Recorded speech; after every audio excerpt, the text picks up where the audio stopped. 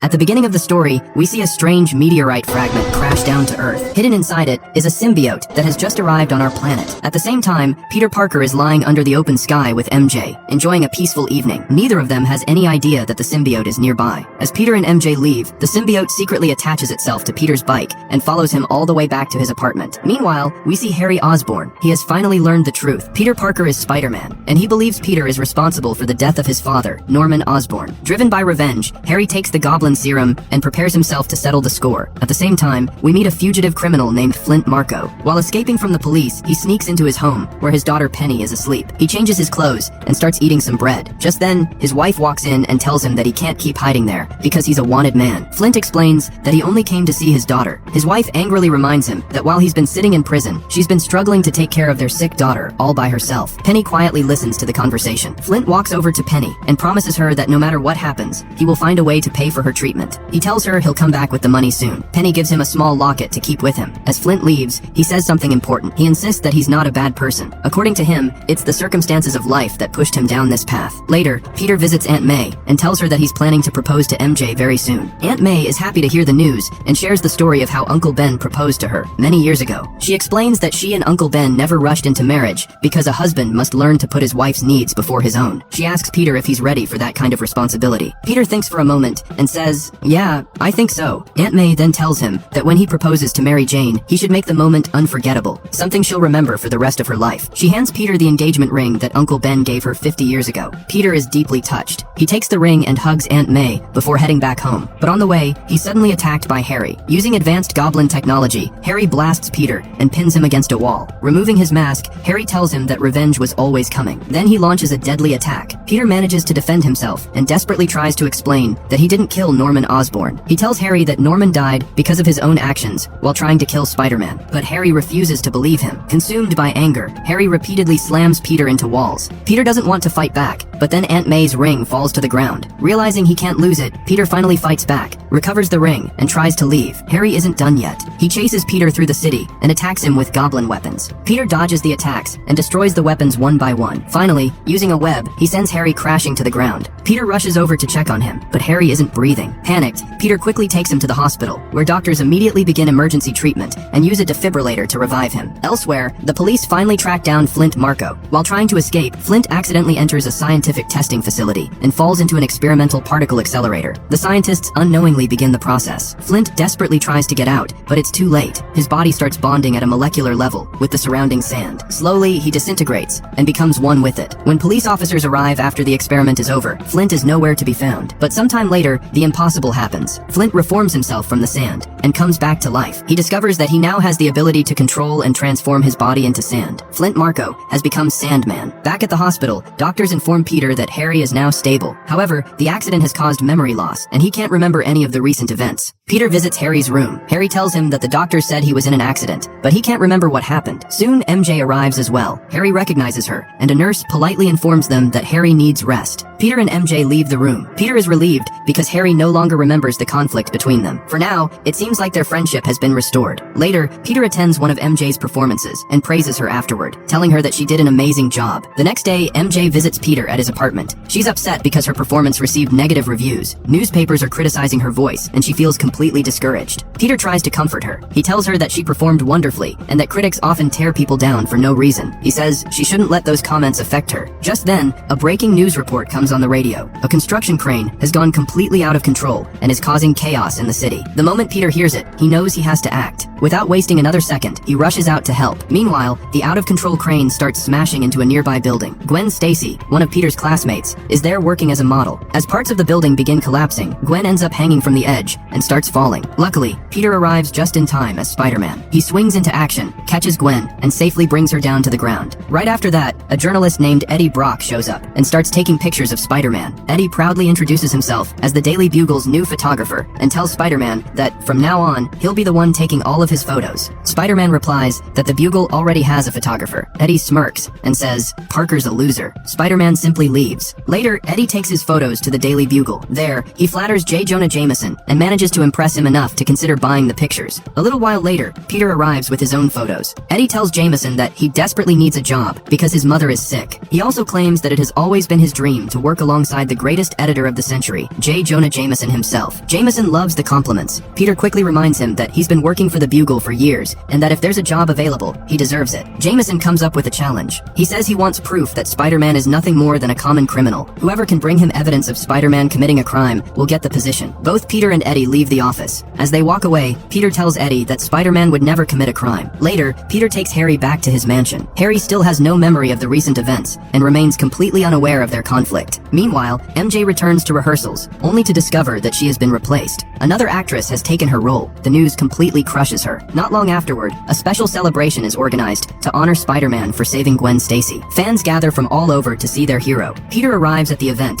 and everyone is excited to see Spider-Man. During the ceremony, Gwen unexpectedly kisses Spider-Man in front of the crowd. MJ witnesses the whole thing, and it hurts. At the same time, the police spot Sandman moving through the city. They immediately begin chasing him. To escape, Sandman dives into a truck filled with sand and absorbs an enormous amount of it, transforming into a giant version of himself. The police open fire. Angered by the attack, Sandman strikes back and then rides away in a massive cloud of sand. As he passes through the city, he crosses paths with Spider-Man and heads straight toward a bank transport vehicle, carrying millions of dollars. The security guards try to stop him, but Sandman easily overpowers them, burying them in sand before grabbing the money and attempting to escape. That's when Spider-Man arrives. He steps in and tries to stop Flint. Flint tells him, "I don't want to hurt you." Spider-Man responds, "You may not know it, but I'm the protector of this city." Then he attacks. But because Flint's body is made of sand, Spider-Man's punches pass right through him. Sandman immediately fights back. A huge battle breaks out between the two. During the fight, the trapped guards call for help. Spider-Man chooses to rescue them first, but that gives Sandman the opportunity he needs. Flint escapes and disappears before Spider-Man can stop him. Later, we see Peter heading to an expensive restaurant. He's excited because tonight is the night he plans to propose to Mary Jane. MJ arrives, but Peter has no idea that she was fired from her play. Instead of noticing how upset she is, he keeps talking about how successful she is and how everyone loves him too. He even starts acting like a celebrity himself. Then Gwen unexpectedly shows up. She explains that she's having dinner there with her parents. Peter introduces Gwen to MJ and casually mentions that Gwen is his lab partner. Gwen then smiles and says, "Spider-Man kissed me today. Not everyone gets a kiss from Spider-Man." After saying that, she walks away. MJ is clearly upset. She turns to Peter and says, "You never even mentioned Gwen before, and now I find out you kissed her? I can't just forget that." With that, she leaves the restaurant. Peter is left sitting there, disappointed and confused. Back at home, he sends MJ a voicemail, telling her that he wants to talk. But before he can do anything else, he receives a call from the police. Peter and Aunt May head to the police station, where Captain Stacy reveals shocking new information. He explains that when Uncle Ben was killed, the police believed Dennis Carradine was responsible, but they were wrong. The real killer was never caught. Captain Stacy then shows them a photograph. The man in the picture is Flint Marko. We're then shown what really happened on the night Uncle Ben died. Outside the library, Uncle Ben was waiting for Peter when Flint attempted to steal his car. Ben refused to hand it over, and Flint shot him. Dennis Carradine fled the scene alone, while Flint escaped. Later, Peter had gone after Dennis, believing he was responsible. Learning the truth fills Peter with rage. He angrily asks why the police never told them this before. Now Peter wants only one thing: revenge. He's determined to find Flint Marko and make him pay for Uncle Ben's death. Soon afterward, MJ comes to Peter's apartment. She tries to stop him from making another terrible mistake. She reminds him of what happened the last time he let revenge control him. But Peter isn't willing to listen. He coldly tells her that he doesn't need her help and that she can leave if she wants. Heartbroken, MJ walks away. Peter puts on his Spider-Man suit and begins monitoring police frequencies, hoping that the moment Sandman shows up again, he'll be able to track him down. But there's no sign of Flint Marko. Later that night, Peter tries to sleep, but memories of Uncle Ben keep haunting him. As he lies in bed, we see the mysterious symbiote slowly crawling toward him. It reaches Peter's suit and begins attaching itself to it. Within moments, it spreads across his entire body, completely covering him. When Peter wakes up, he notices something shocking. His suit has turned completely black. Not only that, but he feels different, stronger, faster, and more powerful than ever before. At first, Peter is excited by the change. Wanting answers, he takes a sample of the strange substance to Dr. Kurt Connors for analysis. After examining it, Connors tells Peter that he has never seen anything like it before and needs more time to run tests. As they talk, the symbiote sample suddenly starts moving toward Peter. Seeing this, Connors becomes concerned. He warns Peter that he should stay away from the creature because it appears to be a living organism that survives by bonding with a host and gradually taking control of it. When Peter returns home, he hears a police report over the radio about another robbery. Witnesses claim that a massive sandstorm was involved. Peter immediately prepares to leave, but instead of putting on his normal Spider-Man suit, he chooses the black suit. At the bank, Peter discovers that Sandman has attacked the security guards and escaped into the sewer system below. Peter follows him underground. Just then, Eddie Brock arrives and starts taking pictures of Spider-Man. Already affected by the symbiote's influence, Peter loses his temper and smashes Eddie's camera. Eddie is furious. Meanwhile, Sandman is making his escape with bags full of stolen money. Spider-Man catches up to him, and another intense fight begins. The two battle through the tunnels, trading powerful blows. This time, Peter is far more aggressive than usual. He repeatedly attacks Sandman and eventually knocks him into a large pool of water. Because Sandman's body is made of sand, the water begins breaking him apart. Determined to finish the fight, Peter opens a nearby water pipe, flooding the area. Sandman starts dissolving completely. Within moments, he appears to be destroyed. Believing Flint is finally gone, Peter leaves. But when he returns home, something feels wrong. The black suit is changing him. The symbiote's influence is growing stronger. When his landlord asks about the rent, Peter suddenly snaps at him in a way he never would have before. That's when Peter realizes the suit is affecting his behavior. Concerned, he locks the black suit inside a box and decides to visit Aunt May. There, he tells her that Spider-Man killed Flint Marko. Aunt May is disturbed by what she hears. She tells Peter that Spider-Man isn't someone who kills people. She also reminds him that no one has the right to decide who deserves to live and who deserves to die. Even though Flint was responsible for Uncle Ben's death, she believes living for revenge is never the right path. Meanwhile, after losing her role in the play, MJ returns to working as a singer and waitress at a nightclub. She's heartbroken and struggling emotionally. Instead of calling Peter, she decides to visit Harry. At Harry's mansion, the two spend time together, cooking and dancing. In an emotional moment, MJ accidentally kisses him. The second it happens, she realizes she made a mistake. Feeling guilty, she quickly leaves. Harry tries to stop her, but she walks away. Later, when Harry returns to his room, he begins hearing his father's voice again. Suddenly, memories of everything come flooding back. He remembers Peter, Spider-Man, his father's death, and the battle that caused him to lose his memory. Then he sees a vision of Norman Osborn standing before him. Norman tells Harry that he must take revenge on Peter. He reminds him that Peter took everything away from him and urges him to make Peter suffer so much that he begs for death. Meanwhile, when MJ returns to her apartment, Harry suddenly appears and confronts her. He threatens her and makes it clear that if she wants Peter to stay alive, she'll have to help him. MJ has no choice. Following Harry's orders, she calls Peter and asks him to meet her at a park. Peter arrives carrying flowers, hoping to fix their relationship, but MJ breaks his heart. She tells him that she doesn't want to be with him anymore. She says he's never truly there for her and claims that she has found someone else. Then she walks away. Peter is devastated. Harry, pleased that his plan is working, decides to push things even further. Later, he meets with Peter and reveals something Peter never knew. He tells him that MJ was fired from her show and is now working at a nightclub. Peter is shocked. He asks Harry why MJ told him that information instead of telling him. Harry looks him straight in the eye and says that MJ has started caring about him now. Peter refuses to believe it, but Harry continues. He claims that MJ always loved him and that her feelings for him never truly disappeared. Peter returns home, but he's furious. The thought of Harry and MJ together keeps replaying in his mind. Consumed by anger, he puts the black suit back on and heads straight to Harry's mansion. The moment he arrives, he confronts Harry and demands to know what happened between him and MJ. Harry calmly replies that MJ came to him on her own and even kissed him. That's all it takes. Peter completely loses control. He attacks Harry, and Harry immediately fights back with deadly force. The two former friends clash in a brutal battle throughout the mansion. Under the influence of the symbiote, Peter is stronger and more aggressive than ever before. Harry retreats into his lab and attacks with his goblin blade, but Peter overpowers him. Using Harry's own hoverboard, he slams him across the room and sends him crashing into the wall. As the fight continues, Harry asks, "Are you going to kill me the same way you killed my father?" By now, the black suit has brought out the worst in Peter. Without hesitation, he responds, "Your father never cared about you. To him, you were nothing but an embarrassment." The words hit Harry harder than any punch. As Peter turns to leave, Harry throws a goblin bomb at him, but Peter catches it and throws it right back. The bomb explodes near Harry, leaving him horribly injured. On his way home, Peter notices a newspaper headline claiming that Spider-Man was caught robbing a bank. He immediately realizes something is wrong. At the Daily Bugle, everyone is praising Eddie Brock for getting the exclusive photos. Peter arrives and confronts him. He tells Eddie that he knows the photos were manipulated and that they're completely fake. Eddie panics and begs Peter not to expose him. He explains that if the truth comes out, no newspaper company will ever hire him again, but Peter refuses to stay silent. He presents proof of the forgery to Jameson's assistant. When Jameson learns the truth, he's furious. Eddie is fired on the spot, and the Daily Bugle is forced to publish a public apology, admitting that the story about Spider-Man robbing a bank was false. Not long after, Dr. Connors calls Peter. He finally has the results of his research. Connors explains that the symbiote amplifies the abilities of its host, especially negative emotions like anger and aggression. Unfortunately, Peter is still under the symbiote's influence and barely pays attention to the warning. As time passes, his personality changes even more. He becomes arrogant, self-centered, and reckless. He starts selling his Spider-Man photos to Jameson for double the price and spends his time showing off and flirting with every girl he meets. Meanwhile, Sandman is revealed to be alive. The water didn't destroy him. He slowly reforms himself and escapes from the sewer, returning to his normal form. Later, Peter takes Gwen to the same nightclub where MJ works. His real goal isn't to enjoy the evening. He's trying to make MJ jealous. Peter dances with Gwen right in front of her. Gwen quickly realizes what's happening. She understands that Peter is only using her to hurt MJ. Feeling uncomfortable, Gwen apologizes to MJ and leaves the club. The manager becomes frustrated with Peter's behavior and orders security to throw him out. Instead of leaving, Peter attacks them. MJ tries to stop him, but in the chaos, Peter accidentally hits her and knocks her to the floor. The entire club falls silent. Shocked and hurt, MJ looks at him and asks, "What happened to you?" For the first time, Peter realizes how far he has fallen. He can't believe he just hurt the person he loves. At that moment, he finally understands that the symbiote is changing him. Determined to get rid of it, Peter heads to a cathedral. Coincidentally, Eddie Brock is there as well. Peter struggles to remove the symbiote, but it refuses to let go. Then the church bells begin ringing. The powerful sound waves weaken the symbiote instantly.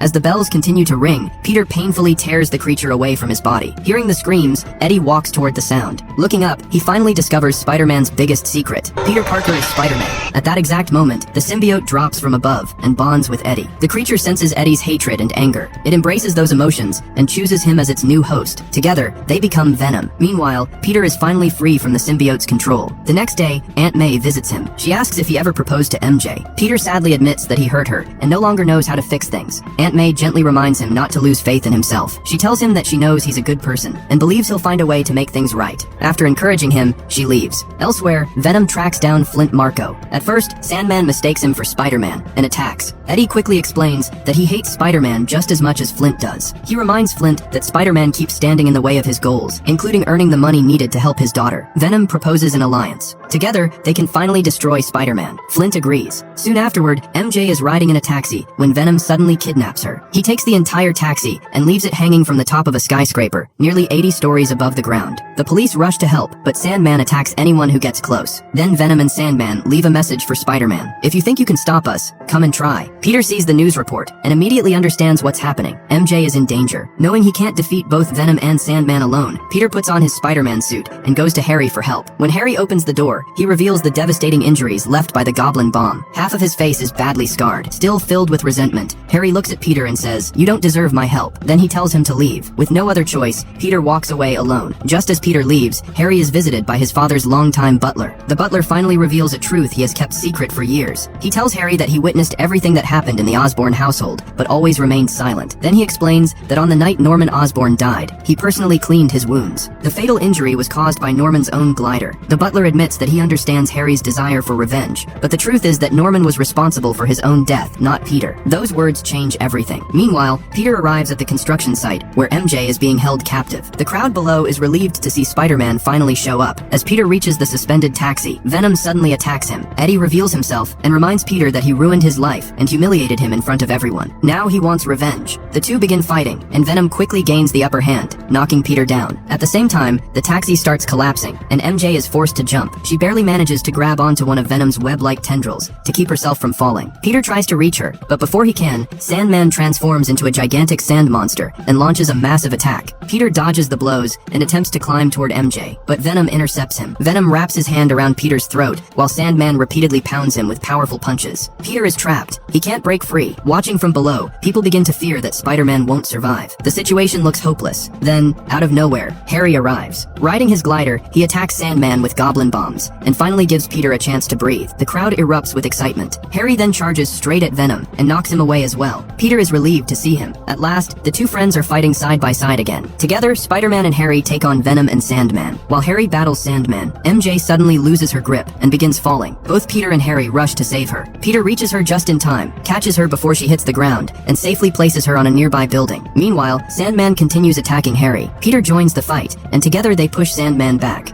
Harry eventually strikes with a powerful Goblin bomb, blasting Sandman apart and scattering his body. At the same time, Venom attacks Peter again. Using his black tendrils, Venom binds Peter and starts beating him relentlessly. Peter tries one last time to reason with Eddie. He tells him that the symbiote is turning him into something terrible, but Eddie only smiles. He says that being bad makes him happy. Then he resumes the attack. Harry steps in to help, but Venom throws him aside. As Harry crashes into nearby structures, several metal pipes fall to the ground. The loud metallic sound causes Venom intense pain. Suddenly, Peter remembers Dr. Connor's warning. High-frequency sound is Venom's weakness. Venom grabs Harry's hoverboard and tries to use it against Peter, but Harry throws himself in the way and saves him. The attack leaves Harry critically wounded. Venom knocks him aside and turns his attention back to Peter. This time, Peter is ready. He grabs a metal rod and strikes nearby pipes, creating powerful vibrations and high-frequency sounds. Venom screams in agony. The symbiote begins separating from Eddie. As the creature struggles to survive, it reveals its true monstrous form. Peter finally manages to pull Eddie free, but before the symbiote can reattach itself, Peter throws one of Harry's Goblin bombs directly at it. Eddie desperately rushes back toward the symbiote, unwilling to let it go. The bomb explodes. Both Eddie Brock and Venom are destroyed together. Nearby, Sandman watches everything unfold. Seeing Peter's actions and sacrifice, he realizes that he chose the wrong side. He admits that Peter is a good man and tells him that he never wanted any of this. Peter reminds him that Uncle Ben would still be alive if Flint had made a different choice. Flint lowers his head and explains what really happened. He says that his daughter was dying and he was desperate for money. That night, he tried to steal a car from Uncle Ben. Ben told him to put down the gun and walk away. Looking back, Flint realizes that Uncle Ben was right. Then he saw his partner running away with the money. In the confusion, his gun accidentally went off. The shot killed Uncle Ben. Flint insists that he never intended to murder him and has regretted that moment every single day since. Hearing the truth, Peter is overwhelmed with emotion. He realizes that anger and revenge have controlled his life for far too long. Peter admits that he has made many mistakes of his own. Then he does something extraordinary. He forgives Flint Marco. With nothing left to say, Sandman drifts away into the wind and disappears. Nearby, Harry lies gravely injured. MJ rushes to his side, and Peter quickly joins her. Peter tells Harry that everything will be okay, but Harry knows the truth. His time has come. Peter apologizes for everything that happened between them and asks for forgiveness. Harry smiles weakly. He reminds Peter that they were always friends. Moments later, Harry passes away. Peter and MJ are devastated. The next day, they attend Harry's funeral and place flowers on his grave, paying their final respects to their friend. The story leaves us with an important lesson. No matter how difficult life becomes, we always have a choice. Our decisions define who we are, and choosing the right path is what truly matters. In the final scene, Peter returns to the nightclub where MJ is performing. He quietly walks up to her and holds out his hand. MJ looks at him, understands everything that has happened, and embraces him. The two share a heartfelt moment as they begin to heal and move forward together.